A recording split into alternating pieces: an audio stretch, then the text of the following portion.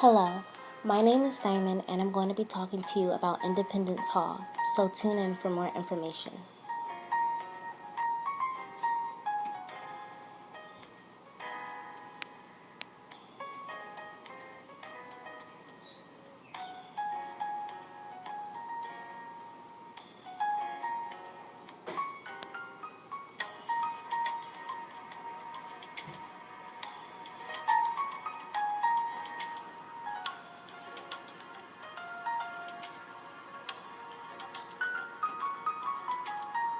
July 4th, 1776.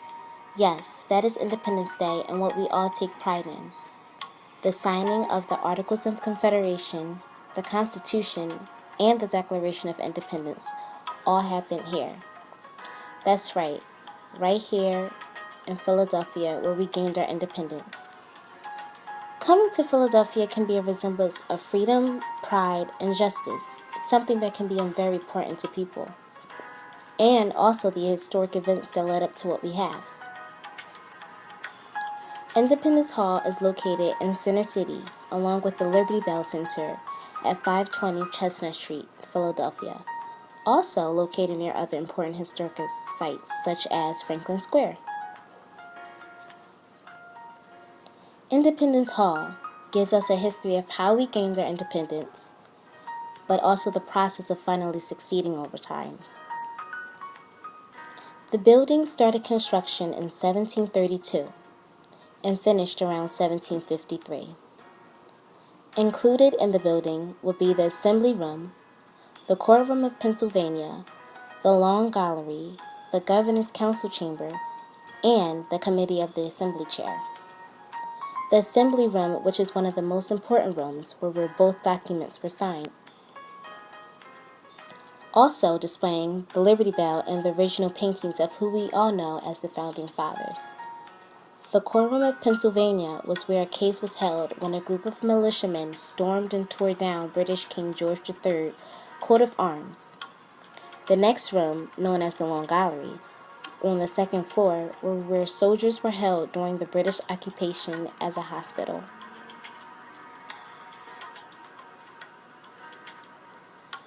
The Liberty Bell. Proclaim liberty throughout all the land unto all the inhabitants thereof. This was the inscription, a part of the Liberty Bell, which is also a part of Independence Historic Park that can be found next to Independence Hall. This bell was rung in the Pennsylvania State House, which is what we call today Independence Hall. Isaac Norton ordered this bell for the bell tower in Independence Hall, and on the first ring, it cracked. Another thing that was also significant about this bell. This was the bell that will call people together to hear the news of our independence. But, according to research, no one really identified why the bell cracked or recorded when.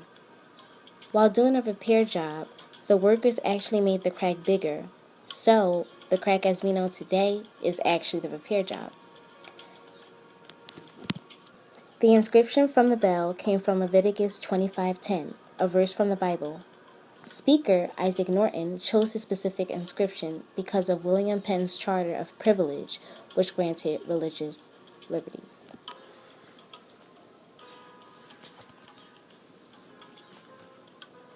The Declaration of Independence. A document that confirmed our independence was the Declaration of Independence, which was signed in one of the rooms in Independence Hall, as I stated. Now, the document is badly faded because of poor preservation. The original document is now exhibited in Washington, D.C., and was signed on July 4th, 1776. In the document, the delegates explain why the 13 colonies wanted to be free of Great Britain's government. Stated in the document of the Declaration of Independence states that we shall all be created equally, have rights, liberty, and the pursuit of happiness.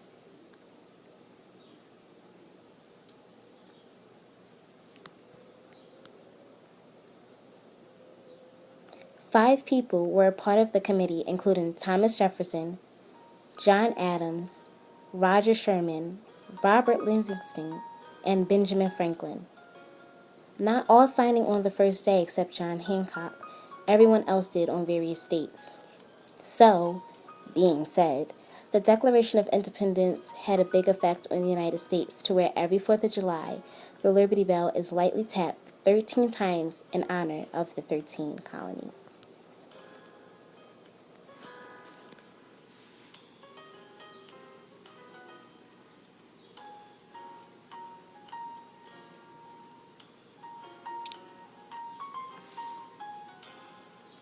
How we gained our independence. The Declaration of Independence was 442 days after the American Revolution, after the first shot at Lexington and Concord. This marked a conflict that would involve France's intervention on behalf of the Americans. The first major opposition on the British was on the Stamp Act in 1765, a tax that would raise revenues for the British. Colonists acting upon this act called for a boycott and a tax at home in homes of tax collectors. After multiple times of protests, Parliament repealed the act. Until then, there was the Tea Act in 1773.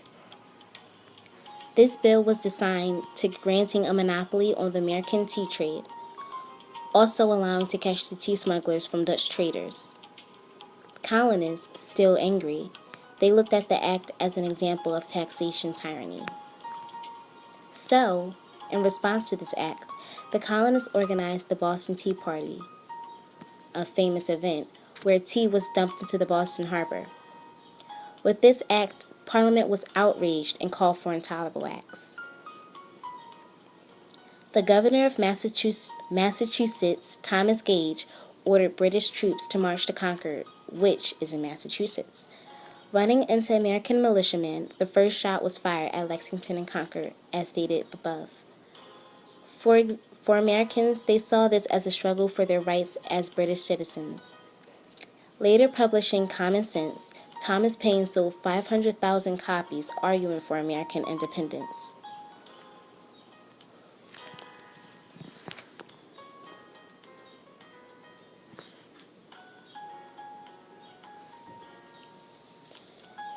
But it wasn't until 1776, a famous date, where the Continental Congress called the states to form their own government and a 5-man committee to draft the Declaration of Independence. The Declaration of Independence included the saying, "We hold these truths to be self-evident, that all men are created equal, that they are endowed by the Creator with certain unalienable rights, that among these are life, liberty, and the pursuit of happiness." 2 days later, on July 4th, 1776, the Declaration of Independence was adopted. All 12 colonies was a part of this adoption after small revisions. The 13th colony, which is New York, approved of the document on July 19th, actually making August 2nd the day it was all signed. It wasn't until 1783 where the signing of the Treaty of Paris with Britain made the United States to formally become a free and independent nation. This is my podcast on the Independence Hall, and I hope you learned some new information that you can later use on in life.